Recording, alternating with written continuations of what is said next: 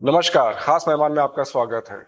Election का आज campaigning का आखिरी दिन है। बहुत कुछ डेवलपमेंट्स हुए हैं और इसमें जो बेलापुर कॉन्स्टिट्यूंसी पे सबकी नजर है, क्योंकि यहाँ पे एक बहुत सबसे बड़ा जो डेवलपमेंट हुआ था वो था कि संदीप नायक एनसीपी के कैंडिडेट बने हैं और एक बहुत बड़ी चुनौती बेलापुर में खड़ी हुई। सर, बहुत बहुत स्वागत आपका, the man of the moment. जो आपने किया उसकी वजह से पूरा पॉलिटिकल यही बदल गया और अब तक ये चर्चा में चल रहा है। देखिए कि 2019 में ही जब भी कुछ कारणवश मुझे रुकना पड़ा, उस समय मैं रुकने के बाद में शहर का हित होगा, शहर के जो इशू स्लम से रिलेटेड है, शहर के जो इशू गांव से रिलेटेड है, शहर के जो इशू सेक्टर से रिलेटेड है, उसमें LIG, MIG, HIG, CIDCO, dilapidated buildings, private buildings, redevelopment के विषय, उसके बाद गांवठान और विस्तारित गांवठान, उसको सभी लोगों को न्याय मिले, ऐसी डेवलपमेंट ऐसे धोरण हम शासन के द्वारा चाहते थे। उसी तरीके से स्लम में भी लोगों को ओनरशिप मिले और ओनरशिप मिलने के बाद में उन्हें जिस तरीके की डेवलपमेंट चाहिए वैसी डेवलपमेंट हो, ऐसे काफी विषय थे। इस विषय के लिए जो निर्णय किया गया, उसके बाद मुझे जो शब्द दिया गया उसे पीछे लिया गया और मुझे रुकना पड़ा। लेकिन उस समय मैं रुका और मुझे लगा कि अगर मेरे शहर का हित है तो मैं रुकूंगा, तो ये मेरा पर्सनल लॉस है, लेकिन मेरे सिटी का लॉस नहीं होगा। जैसे समय बढ़ता गया, कोरोना का कालखंड आया, तो कोरोना काल के कालखंड में मैं और मेरे सभी कार्यकर्ता, उन्होंने अपना कर्तव्य निभाया। कर्तव्य निभाते हुए जो भी उनसे बन सके वो करने का प्रयास उनके माध्यम से किया गया। 2024 में हम उम्मीद कर रहे थे कि एक न्यायिक निर्णय पक्ष के माध्यम से हो, और उसके विपरीत हुआ कि वहां पे मुझे जो कैंडिडेचर था वो ऐसे व्यक्ति को दिया गया कि जिस व्यक्ति के लिए सभी लोगों ने काम किया, लेकिन बावजूद 5 साल में वो विधायक मतदार संघ में गए नहीं, लोगों से कम्युनिकेशन नहीं किया, और जिन्होंने उनके लिए काम किया उनको अपमानित करने का काम उन विधायक के माध्यम से किया गया।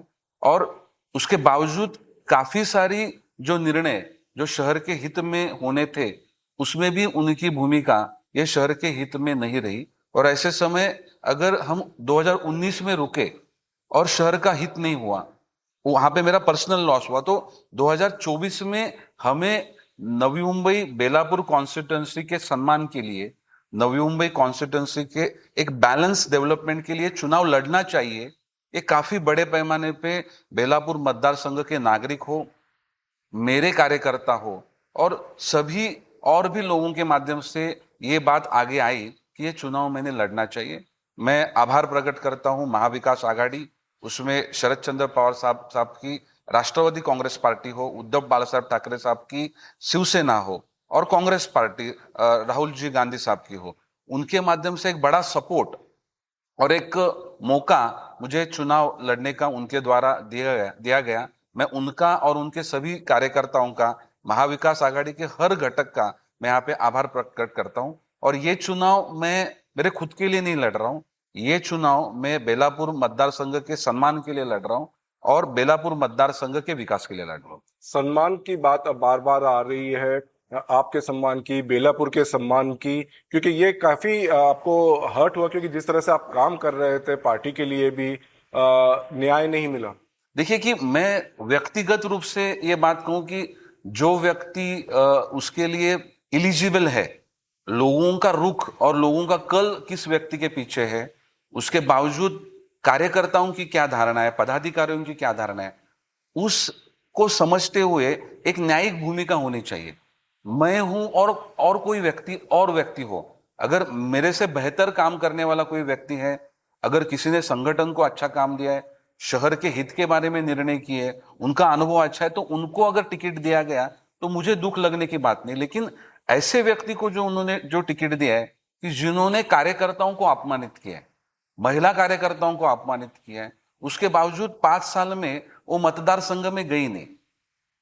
महिलाओं का प्रतिनिधित्व करते समय महिलाओं की रिप्रेजेंटेशन उन्होंने बोली गई, लेकिन महिलाओं के हित में एक भी कार्यक्रम उनके माध्यम से रखा नहीं गया, या महिला सक्षमीकरण के लिए उन्होंने कोई प्रयास नहीं किए।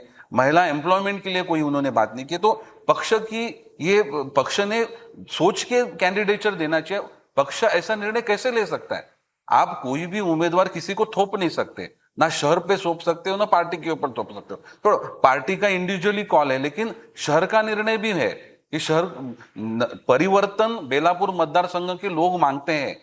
लोगों की काफी सारी उम्मीदें हैं, युवाओं की उम्मीदें हैं, महिला सक्षमीकरण का काम है, महिला संरक्षण का विषय है। उसके बावजूद सीनियर सिटीजन लोगों को अच्छी योजना आने और बेलापुर कॉन्स्टिट्यूंसी की बैलेंस डेवलपमेंट ये लोग चाहते हैं। तो यहाँ पे सबसे ज्यादा लोग परिवर्तन के लिए बात करते हैं और मैंने ये निर्णय खुद को, मुझे टिकट नहीं मिला इसके लिए निर्णय लिया। बेलापुर का एक बैलेंस डेवलपमेंट हो और उसके बावजूद लोगों को सम्मान मिले। कोई भी ऐसा, किसी भी पार्टी का अगर कोई भी जो प्रत्याशी है वो ऐसा नहीं होना चाहिए जो लोगों को अपमानित करे, जो कार्यकर्ताओं को अपमानित करे। जैसे आपने कहा कि शब्द भी दिया गया था और फिर भी पार्टी ने ये फैसला किया, आपके हिसाब से ये क्यों हुआ? देखिए कि मुझे मालूम नहीं, कि मैं इतना ही सोचता हूं कि जो निर्णय हमने लिए उसमें नवी मुंबई का हित होना चाहिए। अगर शहर का अहित हो रहा है, शहर को अगर नुकसान पहुंच रहा है, शहर पीछे जा रहा है, तो उस समय शहर के हित में आगे आने की जिम्मेदारी मेरे जैसे युवा कार्यकर्ता की है कि मैं आगे आऊं, शहर के हित की बात करूं। लोग मेरे जैसे युवाओं से उम्मीदें करते हैं कि शहर का अगर अहित हो रहा था तो आपने क्यों भूमिका नहीं ली, और ये भूमिका मुझे लेने के लिए ये जरूरी था और ऐसे समय में इन्हें भूमिका ली है। आपने शरद पवार साहब की ही पार्टी ज्वाइन की। उस दिन सुप्रिया सुले जी भी आई थी। उनका कहना था कि एक फैमिली रिलेशंस थे आपके, काफी क्लोज, सालों साल के थे, तो काफी वार्मली वो वेलकम भी कर रही थी। यही पार्टी क्यों चुना? देखिए कि शरद चंद्र पवार साहब और राष्ट्रवादी कांग्रेस पार्टी हो या महाविकास आघाड़ी हो, उनका अनुभव नवी मुंबई शहर के लिए अच्छा है। उन्होंने शहर को सम्मान भी दिया है, इस शहर को न्याय भी दिया है और इस शहर के लिए उन्होंने अच्छी भूमिका भी रखी है। शरद चंद्र पवार साहब की अगर बात करें तो यहाँ पे प्रकल्पस्थ लोगों को जो 12.5% की योजना आई, उसके लिए एक महत्वपूर्ण भूमिका शरद चंद्र पवार साहब ने निभाई। नवी मुंबई शहर में खुद का आज मोरबे डैम है। स्वर्गीय आर पाटिल उस समय उस खाते के मिनिस्टर थे और उनके माध्यम से आज डैम लेने के लिए इस शहर के नेतृत्व जब आगे आए, तो इस शहर को हमें ताकत देनी चाहिए। ये शहर अच्छा काम कर रहा है और ऐसे समय में एक अच्छी भूमिका उनके माध्यम से रखी गई। नवी मुंबई महानगर पालिका का हेड ऑफिस आज सभी जगह पे सबसे ज्यादा पर्यटन, जो टूरिस्ट डेस्टिनेशन वो बन चुका है, तो उसे भी उस जगह पे प्लॉट देने के लिए और नाम मात्र दर से 1 रुपया रेट से वो प्लॉट मिला है और उसके लिए भी आदरणीय पवार साहब ने काफी अच्छी भूमिका रखी। महाविकास आघाड़ी के माध्यम से JUNRM, जो मनमोहन सिंह साहब जब भी पंतप्रधान थे, तो उन्होंने जो अर्बन सिटीज के लिए जो प्लानिंग किया, जिसमें सेंट्रल गवर्नमेंट कंट्रीब्यूट करेगी, स्टेट गवर्नमेंट कंट्रीब्यूट करेगी और लोकल बॉडी का भी कंट्रीब्यूशन रहेगा, लेकिन वो लो इंटरेस्ट रेट में, 0 इंटरेस्ट रेट पे। तो ऐसी भूमिका जो शहर के लिए बैकअप देती है। शहर का जब भी, नवी मुंबई शहर का जब भी बजट 1200 करोड़ था, तो उस समय 3400 करोड़ का बजट मैं स्टैंडिंग कमेटी चेयरमैन था तभी बना सका। लेकिन उसमें धोरण महत्वपूर्ण थे कि सेंट्रल की वैसी पॉलिसी थी कि हमें स्टेट को सपोर्ट करना है, हमें लोकल बॉडीज को सपोर्ट करना है और उनके जो काम है उनका रेवेन्यू और उनका एक्सपेंडिचर वो मैच नहीं कर पाएंगे। तो ऐसे में काफी सारी चीजें महाविकास आघाड़ी के माध्यम से इस शहर को मिली है, शरद चंद्र पवार साहब के माध्यम से मिली है। तो ये जो व्यक्ति है, ये जो गठबंधन है, ये शहर को देने वाला है, शहर को नुकसान पहुंचाने वाला नहीं, शहर को सेफ रखने वाला है। तो ऐसे व्यक्ति के पीछे जिन्होंने हमेशा ही शहर का हित देखा है, तो उनके साथ काम करने के लिए एक अलग सा कंफर्ट है। और शरद पवार साहब तो जानता राजा है, वो लोगों के मन पढ़ते हैं, लोगों को न्याय देते हैं और जिनमें क्षमता है उनको ताकत भी प्रदान करते हैं, जिसके माध्यम से हर समाज के व्यक्तियों का यहाँ पे विकास हो। धर्म हो, जात हो, पंथ हो, भाषा हो, वर्ण हो, सभी लोगों को हमने इज्जत देनी चाहिए और सभी को साथ शहर के विकास के साथ लेके चल के हमें सम्मानित करना चाहिए। ये उनके विचार, जो पुरोगामी विचार है, इससे हम परिचित हैं और उनका बड़प्पन है कि उन्होंने मुझे ये चुनाव लड़ने का मौका दिया, मेरे प्रति विश्वास व्यक्त किया और उनको उनकी तो डेफिनेटली एक जो रिलेशन पवार फैमिली का और नाइक परिवार का तो है ही, और उसका जिक्र उन्होंने हमेशा ही किया है, तो काफी अपनापन महसूस होता है। जिस तरीके से उन्हें मुझे मौका दिया है, काफी रिस्पॉन्सिबल फील कर रहा हूँ। और आपको न्याय नहीं मिला, आप यहाँ पे चले गए, लेकिन आपके जाने से एमवीए बिखर गई। वहां पे जिनको वायदा किया गया था कि टिकट मिलेगा, वो नाराज हो गए, वो रिबेल कर दिए हैं। बाकी घटकों में भी लोगों ने रिजाइन कर दिया है। इसको किस तरह से देखते हैं? देखिए कि वो जिस बेलापुर कॉन्स्टिट्यूंसी के बारे में मैं बात कर सकता हूँ कि वहां पे आज जो सिचुएशन निर्माण हुई कि महाविकास आघाड़ी हो या राष्ट्रवादी कांग्रेस पार्टी शरद चंद्र पवार साहब का पक्ष हो, उन्होंने देखा कि यहाँ पे हम किसको उम्मीदवारी दे जो यहाँ पे अच्छे से चुनाव लड़ पाएगा और इस गठबंधन को एक साथ सभी को सम्मानित करके आगे लेके जाएगा। आज महाविकास आघाड़ी के सभी घटक पक्ष है, उसमें राष्ट्रवादी कांग्रेस पार्टी शरद चंद्र पवार साहब का पक्ष हो, उनके आजी माजी कार्यकर्ता हो, उद्धव बाला साहब ठाकरे साहब के पक्ष के सभी आजी माजी पदाधिकारी हो, राहुल गांधी साहब के कांग्रेस पक्ष के भी सभी पदाधिकारी, उनको सभी को सम्मानित करके आगे लेके जाने की धारणा मैंने रखी है। और ये सिर्फ ये विधानसभा के इलेक्शन के लिए नहीं है, आने वाले इलेक्शंस में भी हम सब साथ में मिलके ये इलेक्शंस लड़ेंगे। तो अभी बाकी और क्या निर्णय लेते हैं उसके ऊपर मुझे बोलने की जरूरत नहीं। ये जो आपका निर्णय हुआ है, इसमें एक बहुत बड़ी बात जो बार बार कही जा रही है कि आपने तो निर्णय ले लिया, नायक साहब अभी भी बीजेपी में हैं, आप यहाँ पे हैं, तो ये बात लोगों को हजम नहीं हो रही है। देखो कि 2019 में भी मुझे बोला गया था कि हमें दोनों टिकट लड़ने का मौका मिलेगा, लेकिन उस समय मैं रुका। मैं रुकने के बाद में मेरी समाज सेवा मैंने शुरू रखी, और जब भी बेलापुर मतदार संघ के लोगों की मांग आई कि ये चुनाव लड़ना चाहिए, लोगों को, मतदाताओं को, कार्यकर्ताओं को, पदाधिकारियों को अपने टेकन फॉर ग्रांटेड नहीं करना चाहिए कि आप कुछ भी बोलेंगे, कुछ भी करेंगे, मतदार संघ में नहीं जाएंगे, पार्टी कोई भी निर्णय लेगी और सब लोग मानेंगे। तो इस समय सभी लोगों को परिवर्तन चाहिए। बेलापुर मतदार संघ में लोग परिवर्तन चाहते हैं, सीनियर सिटीजन परिवर्तन चाहते हैं, महिला वर्ग परिवर्तन चाहते हैं, युवा वर्ग परिवर्तन चाहते हैं, हर समाज का घटक परिवर्तन चाहता है। और इसलिए मैं व्यक्तिगत रूप से 2019 में रुका। मैंने 5 साल मेरी समाज सेवा शुरू रखी, उस समय भी मेरी भी हैट्रिक होने वाली थी, और ऐसे समय 2024 में मेरे पास कोई चॉइस ही नहीं था। और मैं खुद का विचार करूं तो मुझे और मार्ग थे, लेकिन मैंने बेलापुर मतदार संघ के लिए सोचा, और ये सोचते हुए मेरा व्यक्तिगत निर्णय है। और इस व्यक्तिगत निर्णय का महाविकास आघाड़ी के तीनों पक्ष ने, उसके बावजूद हमारे घटक पक्षों ने और हमारे नागरिकों ने भी उसका स्वागत किया है। और ये मैं नवी मुंबई शहर के लिए कर रहा हूं, मैं बेलापुर मतदार संघ के विकास के लिए, सम्मान के लिए कर रहा हूं। ये भूमिका सबने स्वीकार की। ये बिल्कुल सही कहा है आपने। और ये जो लगातार सभी ने देखा, ये अन्याय को, जिस तरह से 2019 में भी हुआ कि ज्वाइन करने के बाद भी टिकट डिनाई किया गया था, और ये अन्याय नायक साहब के साथ भी हुआ। ऑफकोर्स ये आपने व्यक्तिगत डिसीजन अभी लिया है, पर उनके साथ भी ये हुआ ना, मिनिस्ट्री उनको ऑफर की जो कि एक नेचुरली होना चाहिए था इतने साल के बाद में, और उनको भी टिकट डिनाई किया गया था। ओवरऑल पूरी फैमिली के साथ ही ये अन्याय हुआ है, फिर भी उन्होंने ये डिसीजन नहीं लिया। देखिए कि मैं नवी मुंबई शहर की अगर बात करेंगे तो 1995 से इस 2019 तक की इस शहर की ग्रोथ आप देखें कि हर 5 साल में इस शहर ने कुछ ना कुछ हासिल किया है। आज clean city, best liveable city, सब अच्छे इस शहर के प्रोजेक्ट्स। गए 20 साल से कोई भी टैक्स इस शहर में नहीं बढ़ा है, लेकिन आप जो 3 साल का अगर कालखंड देखेंगे तो हमारे शहर का पानी और शहर में लेके जाने का प्रयास किया गया। हमारे शहर के लोगों के टैक्स के पैसे वो और शहर के एरिया को हमारे शहर से जोड़ के 5,000 करोड़ का एक्सपेंसेस हमारे शहर से वो मांग रहे हैं। काफी सारी सुविधा की चीजें हमारे शहर से बाहर लेने का प्रयास किया गया। जब 2019 में ये जो बॉडी जब भी क्लोज हुई, विसर्जित हुई, तो उस समय 2,200 करोड़ का एफडी इस महानगर पालिका में था, 3,000 करोड़ का पैसा सरप्लस था, और ऐसे समय पे आज 5,000 करोड़ का स्पिल ओवर है।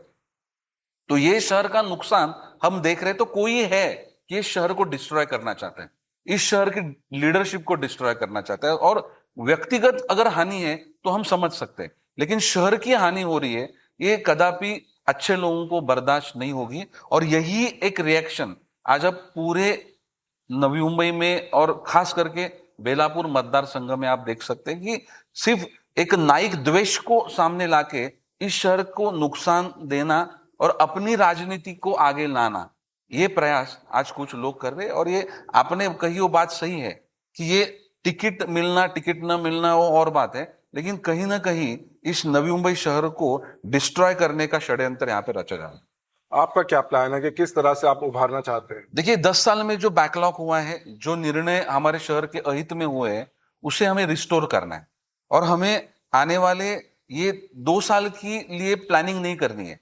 आज नवी मुंबई के गांव, विस्तारित गांवठान, हमारे सिटी के सेक्टर्स जो LIG, MIG, प्राइवेट सोसाइटी हो, सिडको की सोसाइटीज हो, उनके यहाँ पे पार्किंग की व्यवस्था हो, गार्डन की व्यवस्था हो, प्ले ग्राउंड हो, इंडस्ट्री का भी एक बैलेंस डेवलपमेंट।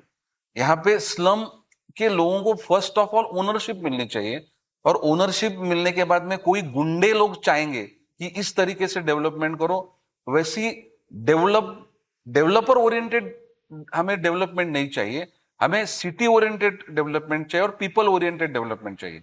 उसका मैं यहाँ पे समर्थन करूंगा और ऐसी पॉलिसी लाऊंगा जो आने वाले 25 साल के हमारे फ्यूचर के लिए हमारे शहर को प्रोटेक्ट करे। ये जिस तरह आप बात कर रहे हैं, नवी मुंबई में रीडेवलपमेंट एक बहुत बड़ा अभी डेवलपमेंट होने वाला है, क्योंकि पूरा ट्रांसफॉर्मेशन हो रहे हैं डिलेपिटेड बिल्डिंग्स के। इसमें कहा जा रहा है कि बेलापुर में सबकी नजर सिर्फ रीडेवलपमेंट की वजह से है, कॉन्ट्रैक्ट्स की वजह से है, आप लोगों पे उंगलियां उठाई जा रही है, इस पे आप क्या कह रहे हैं? जो उंगलियां उठाने वाले ज्यादातर कहाँ पे दिखते हैं, अगर उनका आप अगर बैकग्राउंड चेक करेंगे तो आपको इंफॉर्मेशन आएगी। मैं उनके बारे में ज्यादा बोलना नहीं चाहूंगा, क्योंकि लोगों को कौन शहर के हित के बारे में बात कर रहा है और कोई व्यक्तिगत स्वार्थ के लिए बात कर रहा है या उनके ऊपर संदीप नाइक द्वेष उनमें भरा हुआ है, ये उनको दिखता है, तो उनके बारे में ज्यादा बात करने की जरूरत नहीं है। देखिए मेरे पास जो भी आएगा और मुझसे बोलेगा कि आपने हमें सपोर्ट करना चाहिए, ऐसे कितने भी लोग बोले तो उससे मैं रुकने वाला हूं। मैं लोगों के हित में जाऊंगा। जो पीपल्स मैंडेट है, लोग क्या चाहते हैं वो करने की मेरी धारणा रहेगी और उनको मैं सपोर्ट करूंगा। मुझे किसी के बोलने से कोई भी फर्क मेरे पे पड़ेगा नहीं। हाँ, ये बात सच है कि रीडेवलपमेंट के बाद काफी सारी चेंजेस इस सिटी में होने वाली है। आज इस शहर की पॉपुलेशन 18 लाख है। जिस तरीके से रीडेवलपमेंट हर जगह पे हो रहा है, आने वाले 5 साल में ये जो पॉपुलेशन है ये करीबन 28 से 30 लाख तक जाएगी। 10 साल में ये पॉपुलेशन 40 लाख तक जाएगी। तो ये पॉपुलेशन बढ़ने के बाद में इस शहर की पानी की व्यवस्था है, गार्बेज डिस्पोजल है, पार्किंग की व्यवस्था है, स्कूल्स है, कम्यूटिंग है, जो सिटी मोबिलिटी भी उस तरीके से हमें करने की आवश्यकता है। और हर साल में जैसे पॉपुलेशन बढ़ेगी उससे 5 साल को एडवांसली ये व्यवस्था भी बढ़ने की आवश्यकता है। और इसके लिए एक मास्टर प्लान बनना जरूरी है। और हर जो अलग अलग डिपार्टमेंट्स है, सिडको है, MIDC है, कलेक्टर है, पर्यावरण है, उसको सभी को साथ में लेके जाके एक बैलेंस डेवलपमेंट जो सिटी मांगती है उसको करने का प्रयास मेरा आने वाले समय में रहेगा। और उसके लिए रीडेवलपमेंट को होते हुए लोगों को बड़े घर मिलने चाहिए, लेकिन शहर भी सुविधाओं से बढ़ना चाहिए। ये थीम लेके मैं आगे बढ़ूंगा। इतने बड़े बड़े इश्यूज हैं, बट आपको नहीं लगता है कि ये बहुत पर्सनालिटी बेस्ड कैंपेनिंग यहाँ पे हो गई है, पर्सनल एलिगेशंस पे ज्यादा जोर दिया जा रहा है? देखिए कि जिन्होंने खुद कुछ काम किया नहीं है, जिनको शहर समझा ही नहीं है, शहर की जरूरत वो समझते नहीं है, लोगों के अच्छे कामों का उनको सोचना, उनको सम्मानित करना, ये जिनके संस्कार में नहीं है, उनको तो नैतिकता नहीं है तो किसी के ऊपर आलोचना करनी है। आप आलोचना करो लेकिन वो जस्टिफाई होनी चाहिए। सिर्फ कोई भी बात करते हैं और उनके पास कोई प्रूफ नहीं होता है, उनके पास उसका कोई बेस नहीं होता है, तो जब भी खुद व्यक्तिगत हारे हुए लोग होते हैं या जिनके प्रति दूसरों के प्रति जलन होती है, उनके प्रति द्वेष होता है, ऐसी भावना वही लोग व्यक्त करते हैं। और उनका भगवान भला करे, उनको सद्बुद्धि दे, ऐसे मैं कहूंगा। और ऐसे लोगों के बारे में मैंने कभी बात करना उचित नहीं समझा, क्योंकि जब भी अच्छा काम आप करेंगे तो ऐसे कुछ घटक रहते हैं जो व्यक्तिगत स्वार्थ के लिए या आपके प्रति उनके ऊपर कुछ जलसी होती है, तो ऐसे वक्तव्य करते रहते हो। और मैंने मेरे लाइफ में ऐसे व्यक्तियों की कभी परवाह नहीं की। कैंपेनिंग में तो सब आरोप सब लगे हैं, अब वोटिंग होने जा रही है, इसको भी लेके हो रहा है कि भाई बोगस वोटिंग की तैयारी हो रही है, कॉन्स्पिरेसीज हैं, ये ओवरऑल कैसे देखते देखिए, जो बोगस लोग होते हैं ना, वो ऐसे बोगस बात करते हैं, और नवी मुंबई के लोगों को मालूम है कि कौन बोगस है। एंड फाइनली जो अभी भी सभा हुई उसमें जयंत पाटिल साहब ने, सुप्रिया सुले जी ने भी ये कहा कि संदीप नाइक को एक बहुत महत्व जिम्मेदारी देने वाली है। इशारा था कि मिनिस्टर बनाया जाएगा। पिछली बार भी ये था कि अगर हैट्रिक हो जाएगी तो बन सकते हैं। ये आप कैसे देखिए कि मेरे सामाजिक जीवन में और राजकीय जीवन में मुझे क्या मिलेगा, उसकी मैंने कभी भी उसके बारे में नहीं सोचा। जो भी मुझे मुझे जो भी जिम्मेदारी मिली है, उसमें मैं मेरा 100% दूं, और मैं सिटी सेंट्रिक काम करूं। मेरे शहर के हर व्यक्ति के हित में काम करना, ये मेरी प्रायोरिटी हमेशा रही है। और ये बात है कि जो मुझे सम्मान महाविकास आघाड़ी ने दिया है, शरद चंद्र पवार साहब हो, उद्धव बाला साहब ठाकरे हो, कांग्रेस पार्टी के सब वरिष्ठ नेतागण हो, नवी मुंबई के सभी जिला अध्यक्ष और कार्यकर्ता हो, उन्होंने जो सम्मान दिया वो कुछ कम नहीं है, और उनके मैं आभारी हूं। फाइनली हमारे व्यूअर्स को, लोगों को क्या कहना चाहिए? देखिए, मैं यही कहूंगा कि आप जो भी मतदान करते हैं, तो मतदान करते समय आप सोच के मतदान करें। जो व्यक्ति अपने शहर के हित के बारे में सोचता है, जो हमारे भविष्य के लिए नियोजन करता है, ऐसे ही व्यक्ति के लिए अपने मतदान करना चाहिए, और अपने 100% मतदान करना चाहिए। बहुत बहुत शुक्रिया आपका। बहुत बिजी शेड्यूल है आपका, उसमें से आपने वक्त निकाला। ये थे संदीप नायक, फॉर्मर एमएलए, जो अब फिर एक बार मैदान में है और बहुत जल्द डिसीजन आने वाला है। खास मेहमान में इतना ही। नमस्कार।